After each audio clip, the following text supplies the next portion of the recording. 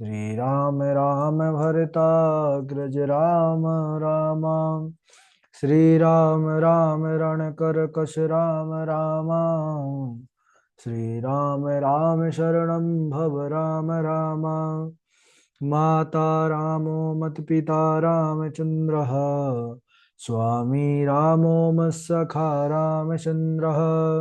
सर्वस्वं मे रामचन्द्रो दयालुर्।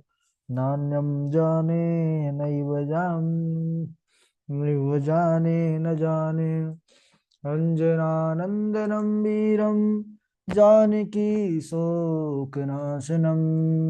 कपीशमक्षहन्तारं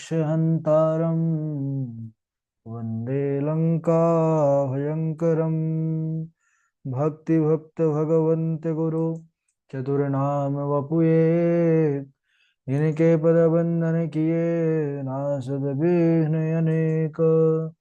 बोले श्री राघवेंद्र सरकार की जय। रामायण श्री राम कथा की जय। श्रीमद् गोस्वामी तुलसीदास जी महाराज की जय। परम मंगलमय परात्पर अखिलेश्वर चिंत कल्याण गुणगण निधान। सर्वेश्वर सर्वाधिपति श्रेष्ठाचरणवान प्रजा के सुखदाता आनंद कंद श्री रामचंद्र। कौसल्य आनंद वर्धन अवध नरेंद्र नंदन श्री रघुनंदन। विदेह वन सभे जयंती जनक नरेंद्र नंदनी। भासुती जगदीश्वरी माँ सुनैना की आंखों की पुतलिका। विदेह जा जनक जा जनकादि राज तनया जनक राज किशोरी बेदेही मैथिली श्री राम प्राण वल्लभ श्री जानकी जी। इन दोनों युगल सरकार के पावन चरणारविंदों पर कोटि नमन नतमस्तक वंदन एवं अभिनंदन। तीनों मैया चारों भैयाओं के चरणों में कोटि कोटि प्रणति। अनंत बलवंत गुणवंत श्री हनुमान जी महाराज के पावन चरण कमलों पर कोटि कोटि प्रणाम। समस्त भूता देकर शीय राम मैं सब जग जानी। करहूँ प्रणाम जोर युग पाने। हम सबका परम सौभाग्य कि यह श्री राम कथा मंदाकिनी पर अवगाहन करने का जीवों ने सद सौभाग्य प्राप्त कर रहे हैं। कल के दिवस पर हम सब चर्चा कर रहे थे काकभुशुंडी जी किस प्रकार से पक्षी राज गरुण को अपने पूर्व जन्म का वृत्तांत बतला रहे हैं और प्रभु की महिमा श्री रघुनंदन की अपार महिमा का वर्णन कर रहे हैं। कहते हैं कि मैं पूर्व जन्म में एक शूद्र के रूप में भगवान श्री राघवेंद्र की नगरी अवध पर जो है जन्म पाया। कहते हैं कि उसमें मैं भगवान शिव का भक्त था लेकिन बड़ा अभिमानी था। मैं अन्य देवताओं की निंदा किया करता था और मेरी बुद्धि तो बड़ी तीव्र थी लेकिन मेरे हृदय पर बड़ा दंभ था। रहता तो भगवान की राजधानी पर था फिर भी उसकी महिमा कुछ जानता नहीं था। अब मैंने अवध का प्रभाव जाना। वेद शास्त्र पुराण ने ऐसा गान किया है कि जो कोई किसी जन्म में यदि अवध वास करता है तो वह भली भांति राम परायण होता है। अवध की प्रभुता प्राणी तब जान पाता है जब उसके हृदय में प्रभु जानकी नाथ निवास करते हैं। यह कलिकाल बड़ा कठिन था। उसमें सब नर नारी जो है पापी थे और कलिकाल में तो हो ही जाता है। सद्धर्मों को कलयुग के मल ने ग्रस्त कर लिया। जितने सद्ग्रंथ थे वह लुप्त हो गए। दंभियों ने अपने अपने मतों से जो है कई पंथ प्रकट कर लिए। सभी लोग मोह के वशीभूत हो गए। शुभ कर्मों का सर्वथा लोप सा हो गया। तो हे गरुण जी, उस कलयुग की स्थिति ऐसी थी कि वर्ण धर्म नहीं आश्रम चारी। श्रुति विरोध रत सब नर नारी। जो कह झूठ मस्खरी जाना। कलयुग सोई सुनवंत कलयुग सोई गुणवंत बखाना। निराचार जो श्रुति पथ त्यागी। कलयुग सोई ज्ञानी सो विरागी। कलयुग में वर्ण धर्म नहीं रहता, ना आश्रम बचते हैं। आश्रमों की भी स्थिति खराब हो जाती है। सब पुरुष स्त्री जो है वह वेद का विरोध करने में लग जाते हैं। जो झूठ बोलता है और हंसी करना जानता है वही गुणी हो जाता है। जो आचारहीन यानी आचरण से हीन है, वेद मार्ग को छोड़े हुए है, कलयुग में वही ज्ञानी है, वही वैरागी है। कलयुग में जनता की बुद्धि विकृत हो जाती है, उसमें सार ग्रहण की क्षमता फिर समाप्त हो जाती है। और कहते हैं कि कलिकाल में बार बार अकाल पड़ता है, लोग अन्न के बिना दुखी होकर के मरते हैं। इस प्रकार कलयुग में तो बहुत से अवगुण हैं, लेकिन इसमें एक विशेष गुण है, सुमिरत समन सकल जगह जाला। जैसे कल्प वृक्ष के नीचे जाते ही सब सोच यानी दुख मिट जाता है, कुछ करना नहीं पड़ता, ऐसे ही कलिकाल की बड़ी भारी महिमा है। सतयुग में जो ध्यान से, त्रेता में यज्ञ से, द्वापर में प्रभु पूजा से प्राप्त होता था, वह कलयुग में भगवान हरि के कीर्तन से मिल जाता है। अत्यंत दुष्ट कलयुग में यह एक महान गुण है। इसमें केवल भगवान राम कृष्ण के संकीर्तन से ही मनुष्य परम पद प्राप्त कर सकता है। कल युग केवल हरि गुण गाहा, गावत नर पावत भवथाहा। कल युग योग न यज्ञ न ज्ञाना, एक आधार राम गुण गाना। कलि कर एक पुनीत प्रतापा, मानस पुण्य हो ही नहीं पापा। कलि में चित्त एकाग्र होना ही बड़ा कठिन है, इसमें एकाग्र करने की जरूरत नहीं पड़ती। कहते हैं केवल भगवान का कीर्तन चाहे खड़े हो करके, चाहे बैठकर, चाहे नाच करके, है गा करके, कैसे भी करें, भगवान का कीर्तन जो है समस्त हमारे पापों को नष्ट करने वाला है। अब कलयुग का एक पवित्र प्रताप। हालांकि कलयुग दोष का समुद्र है, परंतु एक महान गुण है कि इसमें मानस पुण्य होत नहीं पापा। मन से जो हम शुभ संकल्प करेंगे उसका तो पुण्य मिलेगा, और लेकिन मन में जो पाप कर्म आता है उससे पाप नहीं लगता है। और यदि वह पाप भी होता तो कलयुग में शायद ही किसी का फिर निस्तार हो पाता।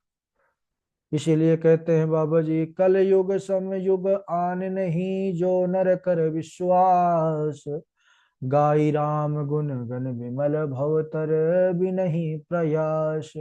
हे गरुण जी, मैं बहुत वर्षों तक अवध में रहा, अकाल पड़ा तो विपत्ति वश दुखी होकर के मैं उज्जैन चला गया। कुछ समय बीतने पर महादेव की पुरी पर वहां महाराज मुझे कुछ संपत्ति मिल गई, और मैं शिव जी की सेवा में लग गया। और कहते हैं कि वहां एक ब्राह्मण देवता मिले, जो वैदिक विधान से शिव जी की पूजा किया करते थे, और वह बड़े परमार्थ के ज्ञाता थे। मैं उनकी जो है सेवा करने लगा, लेकिन मेरे हृदय में बड़ा कपट था। वो दयालु थे, मुझे मेरे स्वभाव को देख करके वह मुझे जो है पुत्र की भांति पढ़ाया करते थे, शिव जी का मंत्र दिए, अनेक प्रकार के शुभ उपदेश किए, और हमेशा समझाते रहते थे, क्योंकि मैं ब्राह्मणों से जो है द्वेष रखता था। तो समझाते थे कि भाई कभी भी ब्राह्मणों का अपमान मत करो, उनसे द्रोह मत करो। भगवान विष्णु की भी मैं निंदा करता था तो मुझे समझाते थे, मेरा आचरण देख करके दुखी होते थे, पर मुझे जो है क्रोध नहीं करते थे मुझ पर। क्योंकि अब ब्राह्मण देवता तो बड़े ही सरल थे, समझाते थे उसको।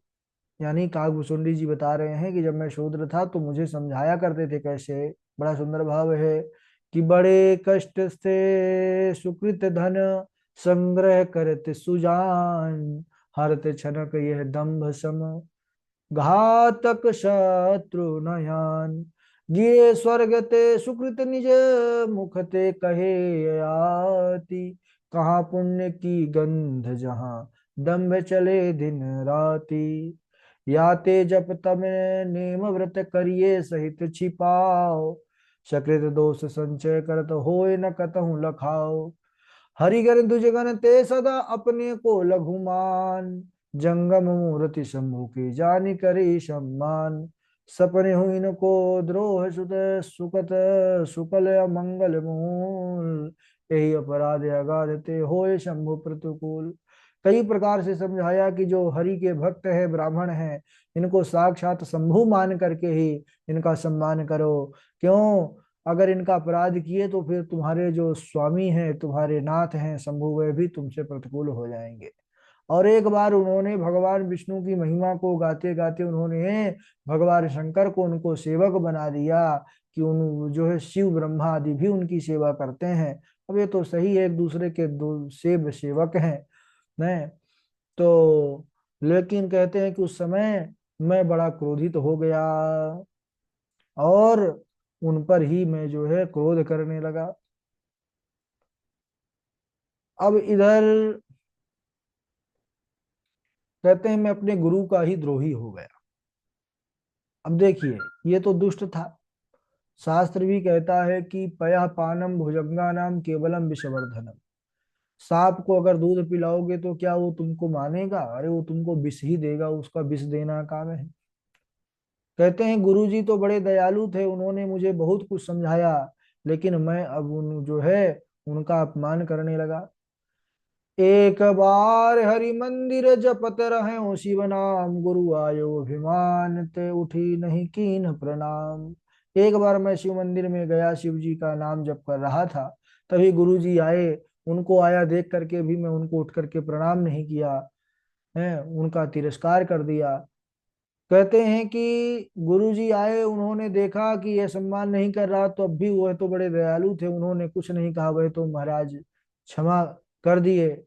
लेकिन जो जिनका मैं जप कर रहा था, जिनका मैं भक्त था, वह महादेव इस जो है गुरु के अपमान को सह नहीं सके। आकाशवाणी हुई कि अरे अभागे मूर्ख अभिमानी, यद्यपि तेरे गुरु ने क्रोध नहीं किया, वो तो बड़े कृपालु हैं, क्योंकि उनके हृदय में पूर्ण ज्ञान है। और सठ में तुझे श्राप देता हूं कि तू नीति का विरोध जो किया है, ये अच्छा नहीं किया है। जो नहीं दंड करऊं खल तोरा, भ्रष्ट होई श्रुति मार्ग मोरा। मैं भी तुझे दंड देता हूँ, अगर नहीं दूंगा तो मेरा जो है वेद मार्ग बिगड़ जाएगा। जो गुरु से ईर्ष्या करते हैं वे कोटि युग तक रौरव नामक नरक में जाकर के तिर्यक योनि में शरीर धारण करते हैं, कीड़ा बनते हैं, 10,000 जन्म तक पीड़ा पाते हैं। हे पापी, तू अजगर की भांति बैठा है। अरे खल, दुष्ट जा, तू सर्प हो जा, किसी बड़े भारी पेड़ के खोखले में जाकर के अधोगति को प्राप्त हो, क्योंकि तू नीचों के जैसा जो है बैठा हुआ है और अपने गुरु को प्रणाम नहीं कर रहा है ना।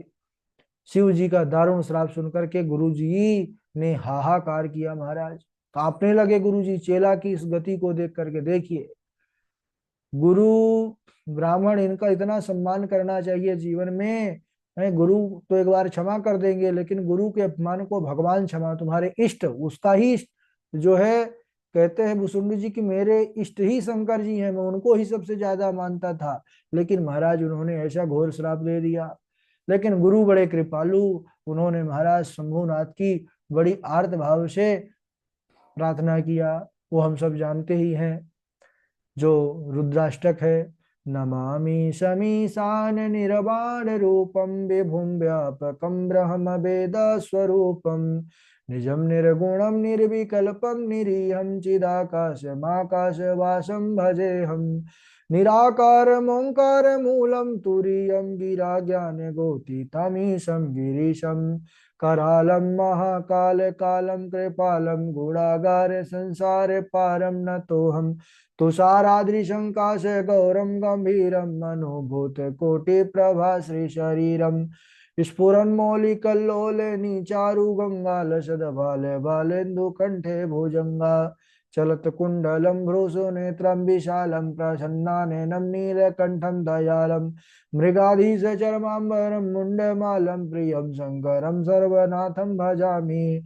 प्रचंडम प्रकृष्टम प्रगलभम परेशम अखंडम अजम भानुकोटि प्रकाशम, त्रयशूल निर्मूलनम शूलपाणिं भजे हम भवानीं पतिं भाग्यगम्यं, कलातीत कल्याण कल्पंतकारी सदा सज्जनानंद दाता पुरारी चिदानंद संदोह मोहापहारी, प्रसीद प्रसीद प्रभो मन्मथारी।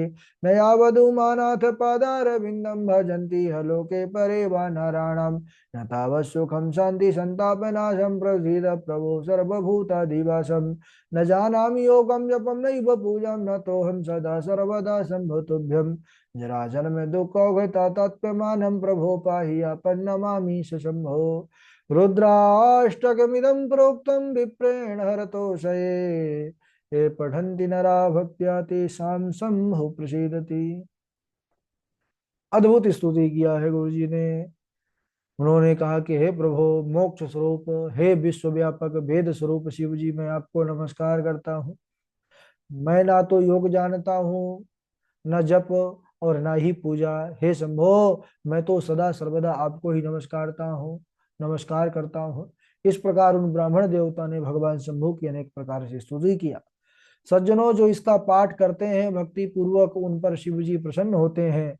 सर्वज्ञ शिव जी ने यह विनती सुनी। ब्राह्मण का प्रेम देख करके फिर दूसरी बार मंदिर में आकाशवाणी हुई कि हे द्विज श्रेष्ठ वर मांग।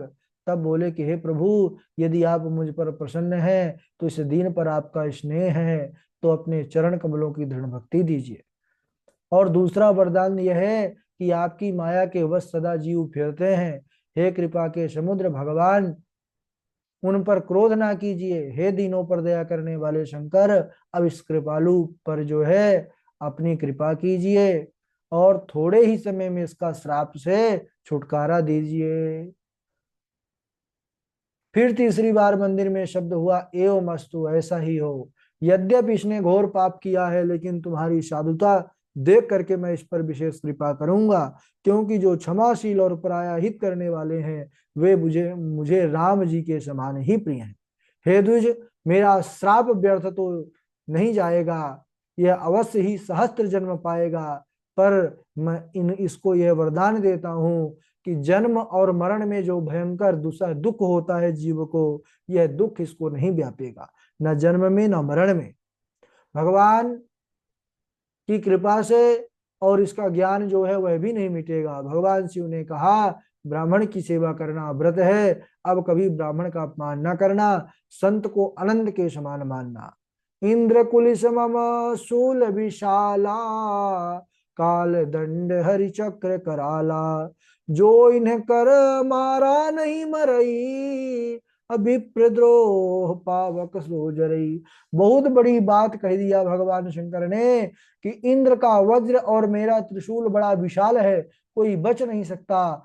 काल का दंड भी विशाल है, इससे कोई बच नहीं सकता। विष्णु का चक्र भी बड़ा विकराल है, लेकिन कहते हैं कि जो इसका मारा नहीं मरता, वह ब्राह्मणों की द्रोह के आगे पड़ करके भस्म हो जाता है। ऐसा विवेक मन में रखना, तुमको संसार में कुछ भी दुर्लभ ना होगा। और भी मेरा एक आशीर्वाद है कि तुम्हारी गति कहीं नहीं रुकेगी। गुरु जी, शिव जी का आशीर्वाद सुन करके महाराज मैं गदगद हो गया। शिष्य का कल्याण करके द्विजवर ने अपने को कृतकृत माना और घर चले गए। सज्जनों, गुरुदेव भगवान हमको बहुत कुछ देते हैं, लेकिन हम